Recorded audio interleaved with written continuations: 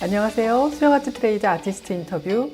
오늘은 악기와 연주자 사이에 완벽한 대화를 만들어내는 현악기 수리 복원 및 셋업 전문가 김지민 선생님 모셨습니다. 안녕하십니까. 칼로 먹고 사는 여자 김지민입니다.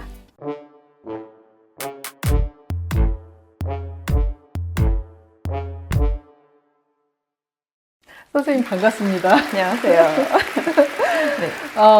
저희가 항상 주로 무대에 서시는 분들을 모시다가 오늘은 뭐랄까요? 그 무대를 조금 더 완벽하게 빛나게 해줄 수 있는 그렇게 무대에 서시지는 않지만 그 못지않게 중요한 역할을 하시는 분으로서 저희가 처음으로 선생님을 모시게 돼서 굉장히 영광이고요. 감사합니다. 영광입니다. 여기 오게 돼서.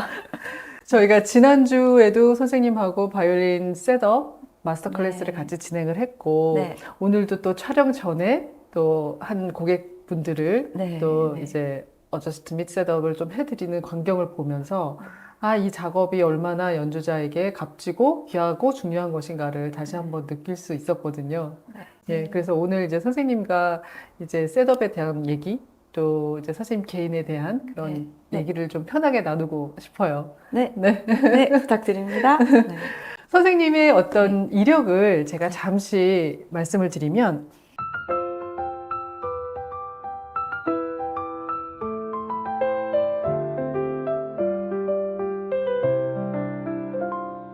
이게 되게 간단하게 말씀을 드렸는데도 굉장히 참 많은 경험이 있으시겠구나 이렇게 상상하게 되는 이력이신 것 같거든요. 어린 시절에 바이올린을 하셨다고 말씀을 들었어요. 네. 어떠셨나요? 바이올린 정말 좋아했는데 뭐 실력이 많이 모자라서 전공을 하고 싶었는데 포기를 했어요. 그래서 이제 원래 어렸을 때 미술을 이제 뭐 이렇게 말하면 뭐하지만 좀 잘했어요. 그래서 미술로 돌아가서 이제 예중을 갔고요. 이제 그 바이올린의 길은 이제 마음을 접고 미술로 갔습니다. 그래서 저는 사실 정말 오랫동안 저는 그냥 미술가가 될 줄 알았어요. 네. 근데 어떻게 악기 제작을 접하시게 됐죠? 그거는 이제 제가 98년에 이제 아버님 직업 때문에 이제 도미하게 되면서 저를 어떻게 할지를 모르셔서 거기 예술 학교가 없었거든요. 네. 그래서 일반 학교에 가게 되면서 일반 학교에서 거기에서 오케스트라를 했어요. 의외로 고등학교에서 오케스트라 일이 갑자기 너무 재밌어진 거예요. 그래서 다시 이쪽으로 다시 올인을 할까 하면서 고민을, 그러니까 미술과 바이올린 이제 연주 사이를 계속 고민을 하던 사이에 이제 여러 가지 갈등도 해보고 어떻게 이거를 같이 하고 싶고 그런 걸 어떻게 할까 하다가 이제 어찌 해서 바이올린 뭐 제작 수리 뭐 이런 거에 대한 거를 알게 되면서 이제 뭔가 확 와닿았습니다. 네. 그래서 그쪽으로 이제 곧바로 그쪽으로 갈 결심을 했습니다. 이게 악기와, 그러니까 바이올린을 하셨었고, 또 미술도 하셨기 때문에 악기 제작 및 뭐 수리 복원 일이라는 것이 그 두 가지가 사실 다 필요한 일이잖아요. 네. 그래서 굉장히 어떻게 보면은 그 길을 가시기 위한 준비 과정이 나도 모르게 있었던 것이 아닌가 그랬던 것 싶어요. 같기도 해요. 네. 뭔가 어떻게 하면은 내가 즐기고 원하는 것들을 이렇게 샐러드 믹스를 만들어서 즐겁게 예술 활동을 할 수 있을까에 대한 고민은 예술가들, 크리에이티브들은 항상 하는 것 같아요. 제작학교에 들어가셔서 네. 첫 바이올린이든 만드신 게 바이올린이었나요? 네. 처음에 제가 다닌 학교는 처음에 바이올린을 6개 만들고 그 다음에 첼로를 만듭니다. 그러고 나서 졸업 작품으로 바이올린 2개를 만들어요. 네. 그럼 첫 바이올린을 만드셨을 때의 그 기분이 생각나세요? 어떠셨어요? 첫 악기가 저는 처음에 들어갔을 때 학교에서 사실 많이 힘들었어요. 그래서 첫 악기를 만드는 게 굉장히 오랜 시간이 걸렸고요. 악기를 일단 인 화이트로 그 바니쉬 칠이랑 셋업하기 이전에 상태로 다 만든 후에 이제 마지막 과정 1년에서 셋업이랑 바니쉬를 다 하거든요. 네. 그래서 저 악기를 이제 화이트로 다 만들고 나서 완성했다라는 느낌이 사실은 잘 안 와닿았어요. 그래서 나중에 졸업하기 1년 전에 이제 그 과정에 들어가서야 칠을 하고 셋업을 하고 그때서야 내 첫 악기라는 거를 처음 느꼈습니다. 그 악기는 어땠어요? 소리나 이런 것들이 지금 생각하시기에 네. 어떤 작품이었을까요? 지금 생각하면은 뭐 많이 부족한 악기인데 당시에는 정말 뭐 희열을 느꼈죠. 막 이것이 게다가 이제 제가 바이올린 연주를 어렸을 때 했으니까 이제 셋업하고 만들어서 이제 다 하고 이제 딱 그걸 직접 내가 만든 악기를 직접 연주해보는 순간의 그 희열, 이걸 내가 만들었지, 후하하 이런 것이 정말 굉장한 희열이었어요. 네. 이 바이올린을 어렸을 때 하신 것이 악기의 어떤 셋업을 하는 데 있어서 굉장한 도움이 될 것 같거든요. 네. 구체적으로 어떤 부분이 도움이 되시나요? 네, 저는 확실히 연주를 해야 그 셋업이든 어저스먼트든 이제 감을 잘 잡을 수 있다고 생각을 해요.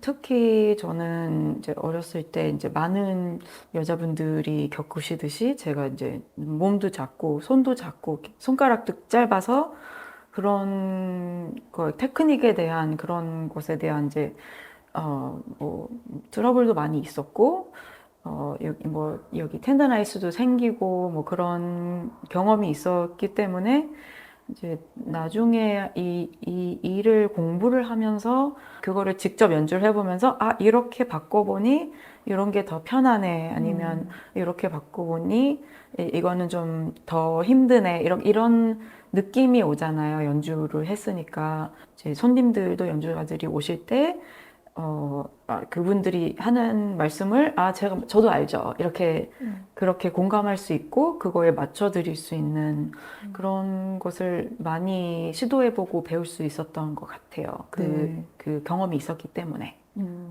그러면은 그 경험들이 제작자로서보다는 수리 복원 및 셋업에 더 집중하시게 된 계기가 됐을까요? 그거는 잘 모르겠어요. 사실 세상에 이제 바이올린 제작 학교는 굉장히 많아요.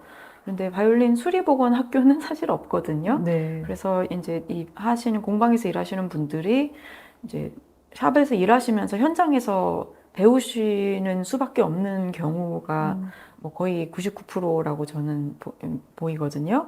저는 막 제작만 하고 싶어라기보다는 그냥 옛날 악기들이 좋고 옛날 거가 좋고 그런 뭐 만지는 거 이렇게 손으로 이렇게 하는 거 고치는 거 좋아하고 그런 취향이기 때문에 학교를 간 거였는데 이제 거기는 제작을 위주로 하는 거였죠.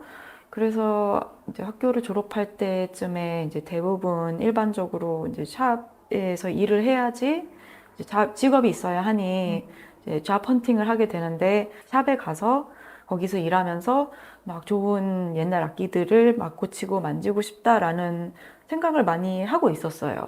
샵에 들어가서 이제 경험을 쌓게 되면서 처음에는 수리복원 전문으로 굉장히 오랜 시간을 지냈죠. 네, 그러다가 나중에 이제 그러니까 셋업과 어저스먼트는 사실 좀 더 시간이 지난 후에 더 관심을 가지게 된 것 같아요.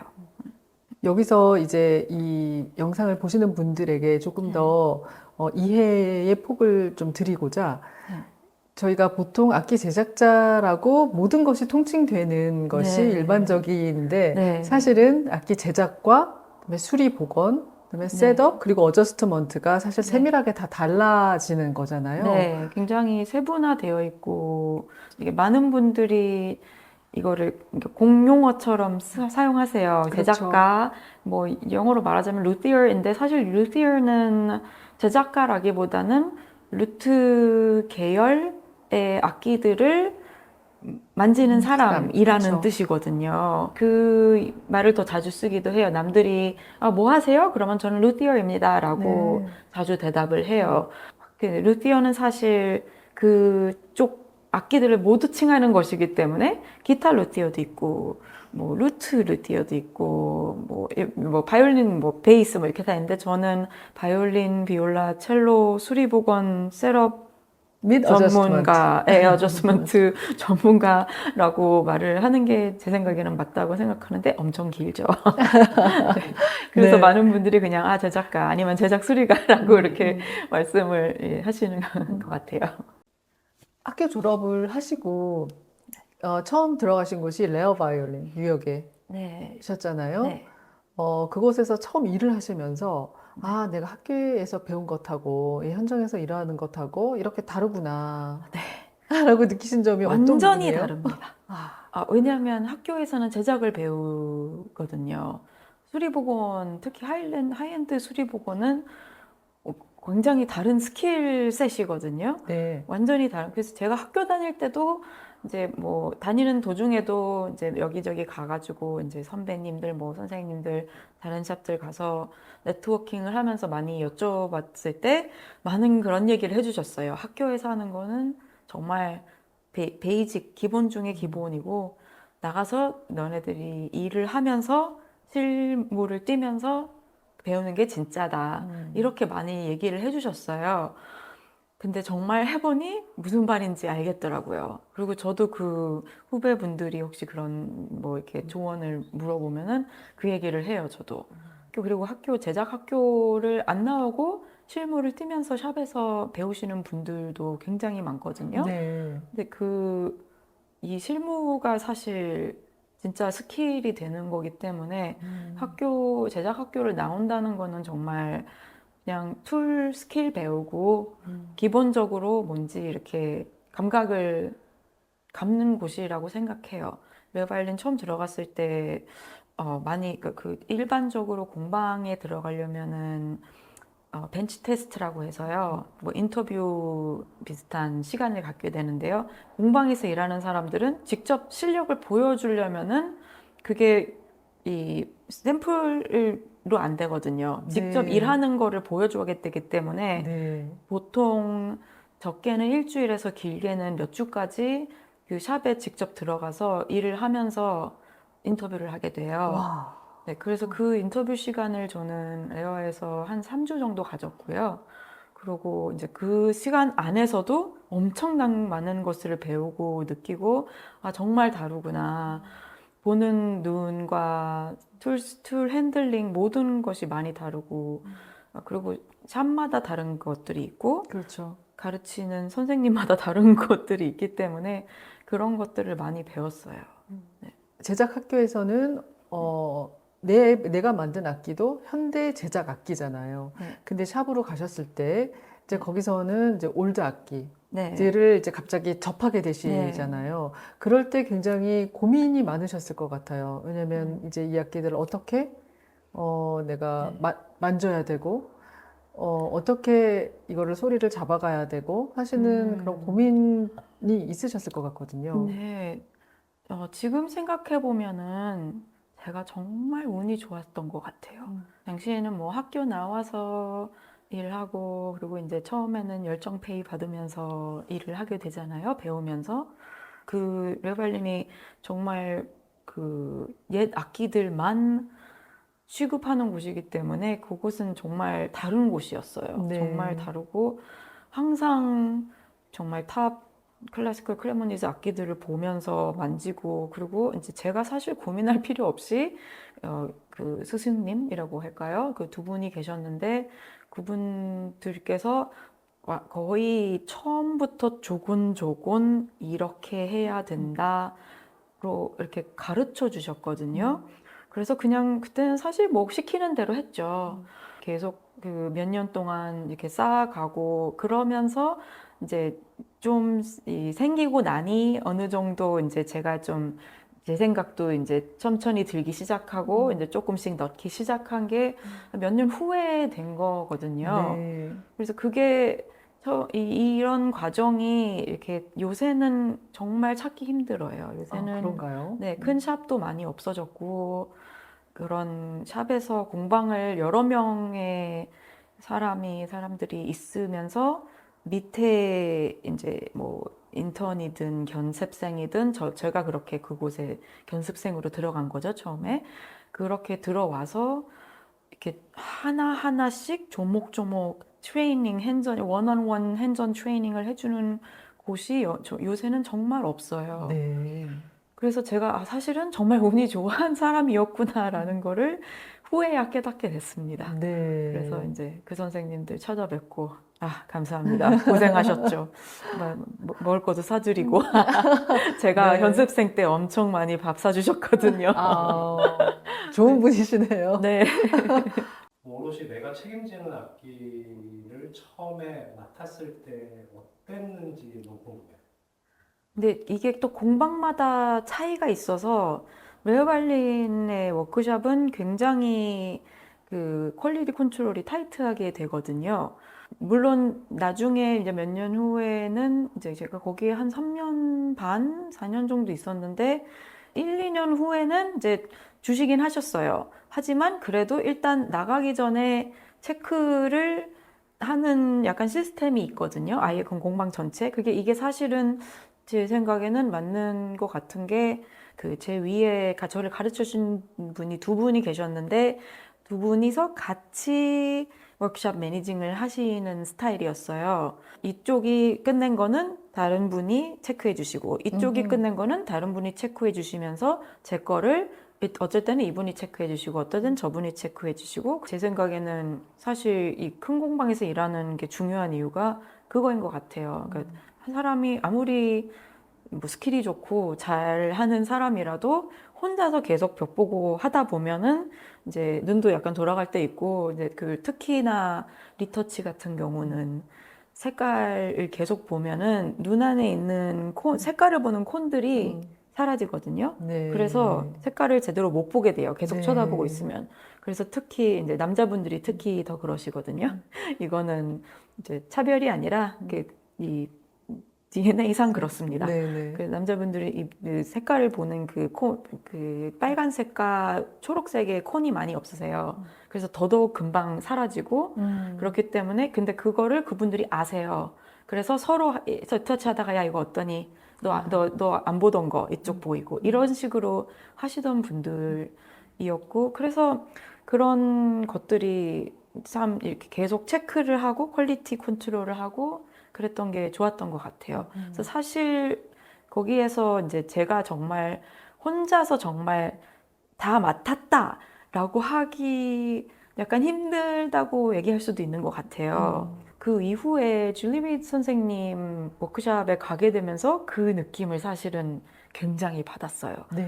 제가 개인적으로 굉장히 존경하신 선생님이시고 줄리 베이트 선생님이 이제 여자분이시고 네네. 여자분이 워낙에 없다 보니 그렇죠. 제가 사실은 레어발린에 일할 때도 이제 가끔씩 찾아뵈면서 막 안녕하세요. 저기서 일하고 있는 여자입니다. 그러면은 막 굉장히 친절하게 대해주시고 좋은 조언 해주시고 사실 엄밀히 말하면 컴페티션 샵에 일하는 이제 사람인데도 항상 막 언제든지 놀러 오세요. 막 친절하게 해주시고 뭐 악기도 보여주시고 설명해주시고 뭐 그러셔서 너무 이제 존경하는 분인데 이제 나중에 이제 후에 어쩌다 보니 그쪽 샵에 가게 됐어요. 근데 그분은 줄리 선생님은 일단 본인이 믿으면은 완전히 믿고 너 알아서 하세요. 이런 분이셔서 그때 사실 처음엔 살짝 무서웠어요. 네. 막 이거 주시면서 뭐 갈리아노 주시면서 막 네 이거 이렇게 해주세요. 그리고 이제 딴 데 가서 이제 일하시는 거예요. 그래서 저는 막 네 이러면서 이제 막중한 책임감이 살짝 갑자기 뭐 떨리는 것도 있고 사실 근데 그러니까 이분이 그러니까 그걸 제가 이런 악기를 이제 뭐 이런 기본적인 뭐 크랙 뭐 이런 거를 한 걸 아셨으니까 그리고 보셨으니까 이제 믿고 그냥 주고 가신 건데도 그 느낌이 막 날 믿으시는구나. 막 이런 내가 좀 이제 하는구나 이런 느낌을 받으면서 굉장히 거기에 대해서 또 더더욱이나 막, 아, 내가 잘해야지. 이런 느낌도 받았고. 그래서 그분의 믿음을 전적으로 받게 돼서 이제 일을 하면서 그곳에서는 굉장히 이제 혼자 책임으로 하는 프로젝트가 꽤 많았어요. 그쪽은. 네. 네. 줄리 리드 선생님이 여자분이시잖아요. 네. 그래서 저는 혹시나 그 줄리 리드 선생님 밑에 계시면서 그분과 같이 일을 하시면서 아, 여성 연주가에게 필요한 부분이 이런 부분이구나라는 거를 조금 더 인식하게 된 계기가 되지 않으셨나 하는 생각이 드네요. 말씀 듣다 보니. 아, 네, 그것도 있는 것 같아요. 근데 사실 이게 줄리 선생님도 첼로 연주를 하셨던 분이셨고, 그분은 사실 뭐 남녀 상관없이 굉장히 연주가들을 생각하시고 서포트를 잘 해주시는 분이셔서 그래서 그 분야에서 아무래도 이분이 정말 이 많은 네. 연주가분, 세계적인 솔로 연주자들도 이분을 그렇게 믿고 오시는 이유가 자기 악기를 어떻게 해야지 건강하고 좋은 이렇게 좋게 잘 보존할 수 있을까? 당연히 그렇게 하는데 그거를 연주자와 접목을 해서 굉장히 많이 생각해 주시는 분이세요. 본인도 여자분이니까 당연히 막, 뭐, 이번에 출산을 해서 뭐 이런 게 이렇게 아프고 뭐 아니면은 뭐 이제 나이가 드신 분은 특히 중년 이후에 이제 관절들이 좀 이렇게 일라스티시가 많이 그렇죠. 없어지는 게 여자분은 확연하게 드러나거든요. 그러면서 이제 그러면은 그거를 어떻게 좀 더 편하게 줄여드릴까, 뭐 텐션을 조절한다던가 이런 동시에 남자분들 특히 뭐 이렇게 엄청 키 크고 엄청 힘 많으신 분들은 또 그거에 맞춰서 어떻게 서포트를 해야 되나 이런 것들을 많이 이제 하시는 분이셔서 제가 이제 약간 부탁을 드렸어요. 저 이거 하실 때 저 들어가서 이제 봐도 돼요? 구석에서 이렇게 쪼그라들 있을게요. 그러면 그래 너 들어와 이러면서 이제 많이 그분이 하시는 거를 보면서 정말 많이 배웠어요. 선생님 그 마스터 클래스 하실 때 되게 인상적이었던 부분이 두 가지였어요. 크게 뽑자면 하나는 그 연주자의 어떤 기능적인 면이나 신체 구조적인 면을 고려하시는 부분과 또 하나는 그 분의 어떤 뭐랄까요? 인간적인 소통? 그분의 어떤 인간적인 면으로도 다가가서 그 각도에서 악기를 이렇게 바라보게 하는 그런 면, 두 가지 면이 굉장히 인상적이었거든요. 연주자에게 어떤 셋업을, 악기에 대한 셋업을 해주는 과정 자체가 그 사람에 대한 어떤 신체적인 구조를 먼저 파악하는 게 네. 그래서 우선순위가 되잖아요. 네. 그러면 그럴 때 주로 어떤 부분들을 가장 먼저 고려하시게 되나요? 연주자의 몸과 악기의 몸 그리고 연주자의 하시는 음악 이 세 가지를 동시에 고려해야 된다고 생각해요. 네네. 뭐가 더 중요한지 솔직히 제 생각에는 다 중요하지 않나 싶습니다. 저는 일반적으로 최대한 이 세 가지를 모두 같이 봐서 전체적인 밸런스를 조절하려고 노력하는 것 같아요. 예를 들자면은 저처럼 이렇게 키 작은 아시아 여자분이고 손도 막 작으시고 새끼손가락도 작으시고 이러면은 그러면은 그거에 맞춰서 스트링 랭스를 작게 해드려야 되는데 근데 그분이 가지고 오신 악기가 이렇게 큰 사이즈의 악기일 경우 그거를 억지로 줄였을 경우 악기 자체에 맞지 않기 때문에 물론 그 악기 자체에서도 어느 정도의 플레이룸이 있긴 있어요. 그래서 그런 걸 최대한 저는 같이 보려고 노력을 합니다. 네. 그래서 그 부분이 되게 생각이 나요. 하이파이브 하시던. 한번 해볼까요? 일직선, 네, 하이파이브. 하이파이브. 짠! 이렇게 딱 해서 이렇게 해서 먼저 연주자분의 손을 보시더라고요. 여기 딱 맞춰서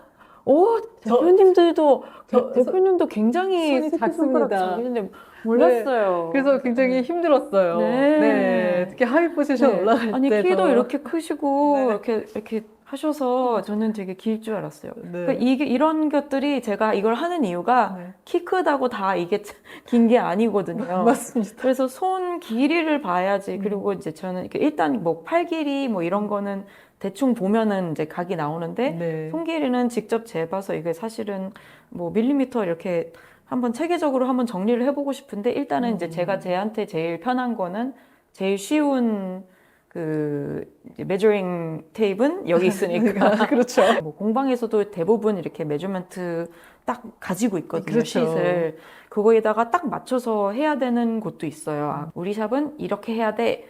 다 이렇게 넘버를 딱 주고 이대로 맞춰달라고 합니다. 그러면은 이제 공방에서 일하는 사람들은 그거를 맞춰 드려야죠. 보스가 해달라는데. 근데 이제 이거를 하면서 특히 줄리 리드 선생님이 좀 더 유연하게 이 쿠션을 둬서 필요한 사람을 맞춰주는 그런 거가 계셨고, 그래서 이제 그거를 이제 제가 정리를 하다 보니 그 메저링 쉿에 막 엄청 더러워져 있어요. 막 여기서 이게 그냥 여기서부터 여기까지, 그러니까 중간에 있는 번호가 있고, 근데 좀 더 이렇게 작게 만들면 여기까지, 좀 더 크게 만들면 여기까지, 이런 식으로 다 돼 있습니다. 즉, 모든 악기와 연주자마다 네. 사실은 다른 거잖아요. 그러니까 우리가 일반화되어 있는 수치만으로는 다 해결할 수 없는 것들이 분명히 있고, 굉장히 유연하게 접근을 해야 되는 부분인 것 같아요. 네. 지금까지 굉장히 많은 악기들과 연주자분들을 만나셨는데, 그 중에서 가장 인상적이었던 일이 있다면요? 제일 뿌듯했던 거는 맷 해머비츠 선생님이 쓰시는 고프릴러 첼로가 줄리 선생님이서 일할 때 악기 자체가 너무나도 많이 변형이 되어서 저희가 거의 3년에 걸쳐서 레스토레이션을 했거든요. 그것도 한 사람이 맡을 수가 있는 양이 아니어서 네. 그때 있던 저랑 거기서 수리 맡고 계시던 케니치 마타노 선생님이랑 지금은 스페인에 계신 알바로 코르차노 선생님이랑 저희 셋이서 거의 달라붙어서 거의 나눠서 할 수밖에 없었어요. 파트를. 너무나 많은 것들이 필요했기 때문에 악기 립마다 다 패치와 뭐 더블링 필요하고 립마다 다, 그래서 한 사람씩 립 해가지고 하고 변형이 너무 심하게 와서 그거를 이제 플라스터 캐스트를 만들어서 프레싱을 해줘야 되거든요. 근데 네. 그거를 변형이 많이 왔을수록 이거를 한 번에 하면 안 되고 조금씩 밀어줘야지 되기 때문에 그 3년이라는 시간이 걸린 거예요. 그래서 이거 한번 프레스하고 몇 주 기다렸다가 풀어서 이제 보고 그 다음에 다시 이제 그러면은 조금 더 이렇게 새로 만들어서 거기다가 또 그 다음 프레스하고 몇 주 기다리고, 제가 이제 또 이제 그 미술 전공이다 보니 리터칭 전문이라서 제가 리터칭을 다 하는데 리터칭만 워낙에 그 공사도 많았고 벗겨진 것도 많았고 했기 때문에 리터칭만 한 2달 걸렸어요. 블락도 다 바꿨거든요. 안에 블락도 그래요? 다 먹어서 다 바꾸고 완전 말 그대로 그 첼로를 다 산산조각을 내가지고 새로 고쳐서 다시 붙였어요. 새로 다시 만드는. 태어났네요. 네. 그래서 이제 마지막 작업을 제가 했고, 이제 셋업도 같이 저랑 게니치 선생님이랑 하면서 이제 소리를 이제 고민을 해서 만든 거를 거의 3년이 걸려서 이제 맷 선생님이 오셔서 이제 픽업을 하실 때 너무 좋아하셨고, 이제 맷 선생님이 연주를 하시고 이제 카네기홀에서 연주하시는 거 보고 정말 뿌듯하셨어요. 3년간의 그 고생이 좋았다, 이런 것이 있었습니다. 네. 그렇게 또 보상이 되는 거네요. 그 아름다운 소리로. 그렇죠? 네. 진짜 홀에서 들릴 때가 가장 행복해요, 저는. 네. 동방 사람으로서 뭐 저는 물론 테크니컬리 뭐 이렇게 만들어서 이게 뭐 잘 붙여졌다 뭐 이런 것도 있지만, 사실 제가 이 일을 하는 이유는 음악이 좋아서거든요. 네. 홀에서 아니면 이제 뭐 하시는 곳에서 뭐 리빙룸 콘서트도 저 정말 좋아해요. 네. 뉴욕에는 그런 곳이 굉장히 많거든요. 네. 정말 이 리빙룸에서 바로 앞에서 연주가들이 하는 거 볼 수 있고, 뭔가 그런 거를 연주 활동을 하실 때 얼마나 행복하시고 즐거운 예술 생활을 하고 얼마나 멋있는 음악들을 만드시는지 보면서 저는 이제 거기에서 희열을 얻는 거죠. 아, 내가 이렇게 거기에 일조했구나. 네. 선생님 이번에 일하시는 거 뵈면서 가장 많이 하셨던 말씀 중에 하나가 아, 네. 드레싱이었어요. 아, 네, 지판 맞아요. 드레싱. 네. 그래서 지판 지판 드레싱이 드레싱. 네, 얼마나 정말, 중요한가 말씀 많이 정말 하셨고, 중요합니다. 사실 많은 학생분들 또 혹은 연주자분들도 이런 부분들을 디테일하게 모르시는 경우가 종종 있어서 선생님께서 몇 가지 부분만 이렇게 딱 집어서 네. 이게 이 부분은 왜 꼭 필요하다라고 설명을 해주시면 참 도움이 될 것 아, 같습니다. 네. 제가 이번에 한국에 와서 많이 느낀 게 제 생각엔 세 가지 같아요. 네, 포스트 어저스먼트 하는 거를 많이 두려워하시는데 이거는 악기가 현악기를 연주하는 이상 악기가 항상 이렇게 움직이기 때문에 그거를 날씨가 바뀔 때 뭐 뭔가가 바뀔 때 이걸 어저스먼트 해주는 거는 당연한 것입니다. 네, 그리고 두 번째는 지판은 소모품입니다. 네.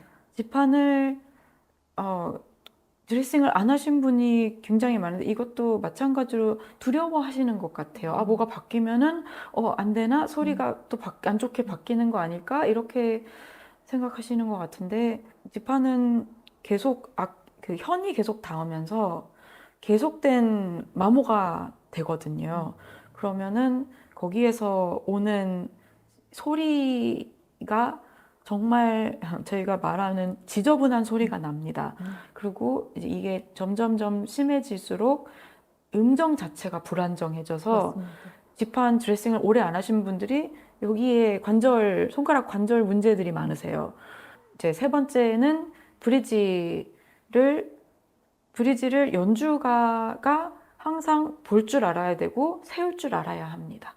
그렇죠. 브릿지가 네. 비뚤어져 있는지, 그게 뭐 위아래로 비뚤어졌는지, 네, 네. 좌우로 비뚤어졌는지, 네. 그리고 이게 이제 옆에서 봤을 네. 때 똑바른 서 각도로 있는지. 서 있는지, 이게 네. 굉장히 사실 중요하잖아요. 90도 각도로 서 있는지, 그리고 이제 제일 흔한 바이올린에서 제일 가장 흔한 문제가 이 선에는 파인 튜너가 있고 나머지 선은 팩으로 조정을 네. 하잖아요. 네. 그렇기 때문에 아랫줄 세 줄은 브리지가 이렇게 휘고 이 선은 브리지가 이쪽으로 반대로. 휩니다. 네. 그래서 이렇게 된 상태가 되기 때문에 네. 그거를 거의 뭐 매일까지는 아니더라도 자주 보고 자주 조정을 하지 않으면은 휜 상태이기 때문에 피프스가 다 망가져요. 네. 그래서 항상 저는 이거 잘 못해. 피프스 5도 네네, 오도. 저 잘 못해요. 잘 못 잡아요. 뭐 힘들어요. 아니면 이 악기가 잘 안 돼요. 라고 하시는 분들을 보면은 거의 99%가 브리지가 이렇게 되어 있기 때문이거든요. 네. 그래서 이거를 하는 거를 좀 더 많이 보급이 되었으면 좋겠어요. 세계 여성 현악기 기술자 모임을 만드셨어요. 네. 여성만으로 이루어진 모임이죠. 네. 특별히 여성만으로 이루어진 모임을 만들어야겠다고 생각하신 계기가 있으세요? 제가 여성 모임을 만들고자 시작한 건 아니었고, 사실 이제 여성 모임이라고 하는데, 이게 Women Luthery라고 이름을 하진 하는데, 이게 뭐 염색체에 대한 얘기라기보다는요, 네.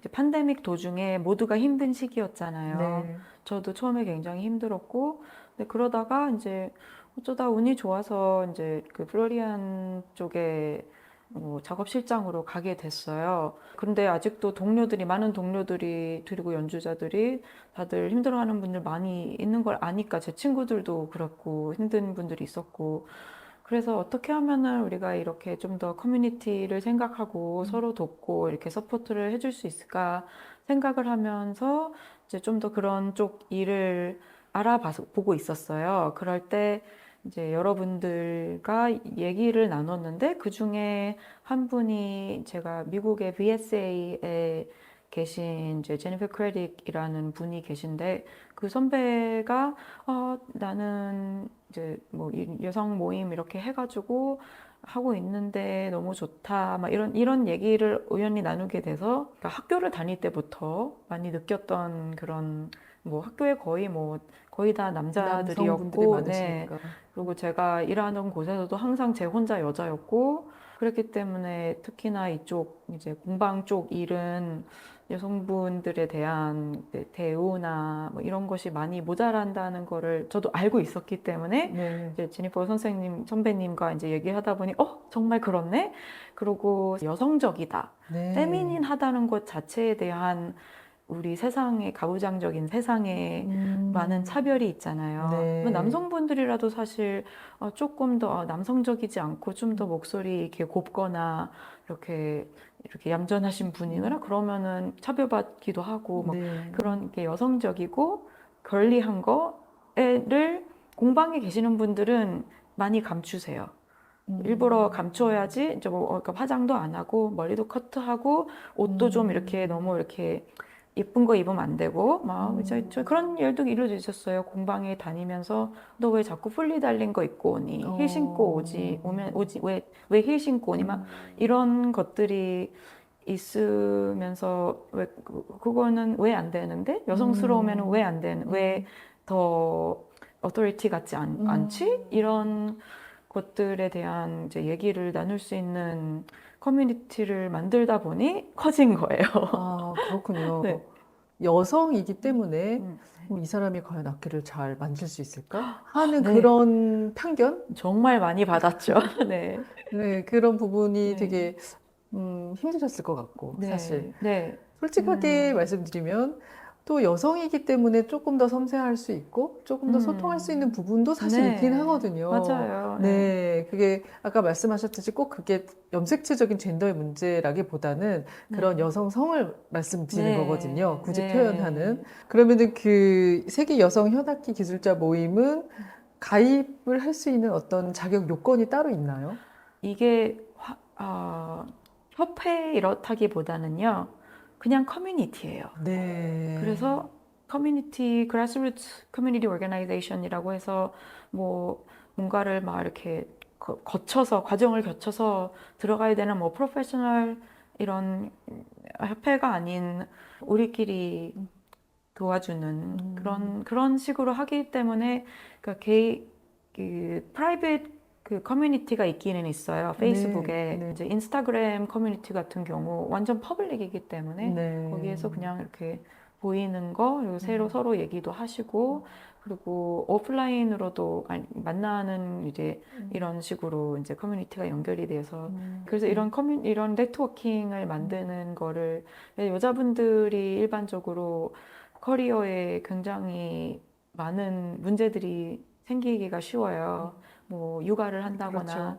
집안 뭐 어르신 모신다거나 뭐 일할 때도 이제 일반적으로 남자분들이 더 많이 버시게 되기 때문에 그래서 그 팬데믹 때에도 이제 팬데믹 때 육아 때문에 많이 맞벌이 분들이 그만두셨잖아요. 네네. 그러면서 이제 여자분들이 굉장히 많이 일자리를 떠나셨고 그런 얘기가 이제 그 Women in Military 안에서 그대로 나와요. 네. 그러면 이제 서로 그 얘기하고 어떤 분들은 아예 그냥 힘들어서 그냥 코퍼레 다른 일 뭐 가신 분들도 많고 그래서 저희는 뭐 자격이 중요한 게 아니라 같이 shared experience 네. 그리고 뭐 shared 서로 힘이 네, 되고. 네, 그런 것들에 대한 서로 서포트 이제 쉐어하고 네. 네. 선생님이 생각하실 때 좋은 악기란 어떤 악기라고 생각하세요? 정말 어려운 질문인데요. 저는 제 개인적으로 제가 좋아하는 좋은 악기가 있고 또 저에게 오시는 연주자 손님에게 맞는 그분이 좋아하시는 좋은 악기가 따로 있다고 생각해요. 저분이 하실 때 정말로 좋은 소리가 나는 멋있는 악기라도 제가 해봤는데 뭐 불편하거나 힘들다거나 뭔가 잘 안 나면은 저에겐 좋지 않은 악기라고 생각합니다. 네.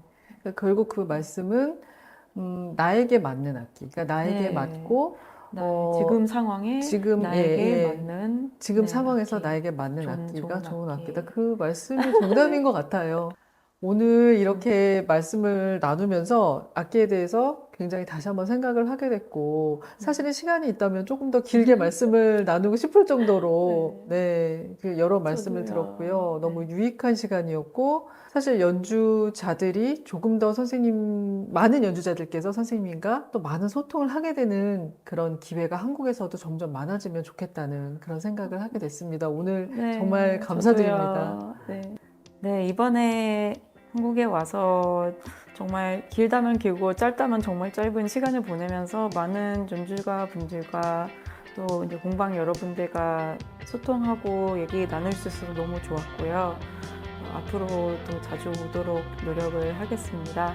그리고 특히 이제 연주자분들께 부탁드리고 싶은 거는 몸 건강히 하시고 놀 때 즐겁게 노시고 연주할 때 즐겁게 하시고 좀 힘들다 싶으실 때 쉬시면서 공방에 가셔서 선생님들과 어떻게 하면은 좀 더 쉽게 내가 할 수 있는 예술 활동을 즐겁게 편하게 할 수 있을까 한번 고민하는 시간을 가져보셨으면 합니다. 네, 감사합니다. 감사합니다.